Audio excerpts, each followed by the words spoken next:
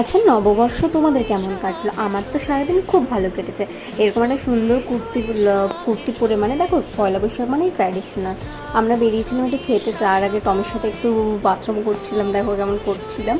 তারপরে আমি বেরিয়ে গেছিলাম, আর পুরো লু বইছিল, ঠিক আছে।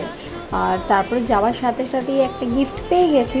আর পয়লা বৈশাখে গিফট পেতে কার না ভালো লাগে, ঠিক আছে। আর এটা আমার খুব ভালো লেগেছে। তারপরে আমরা গিয়েছিলাম হচ্ছে আমি বাঙালিতে। আর আমরা যা একটা কম্বো অর্ডার দিয়েছিলাম, পয়লা বৈশাখের থালিটা অসাধারণ ছিল। তার জন্য আমি একটা ব্লগ অলরেডি ছাড়বো, তখন একটু পুরোটা দেখে নিও। তার থেকে বেশি আমার এই রেসিপিটা বেশি ভালো লেগেছে, মানে এই খাবারটা সবটাই ফুল ব্লগে দেখাবো। তারপর আমরা খাওয়া দাওয়া করে বেরিয়ে গেছিলাম একটু কেনাকাটা করতে। তারপরে হচ্ছে গিয়ে আমি নিয়েছিলাম একটা এই সুন্দর কুর্তি, দেখে আমার এত ভালো লেগেছিল। তো এই কুর্তি কিনে তারপরে আমি চলে এসেছিলাম বাড়ি। তো আজকের ব্লগটা তোমাদের কেমন লাগলো জানিও।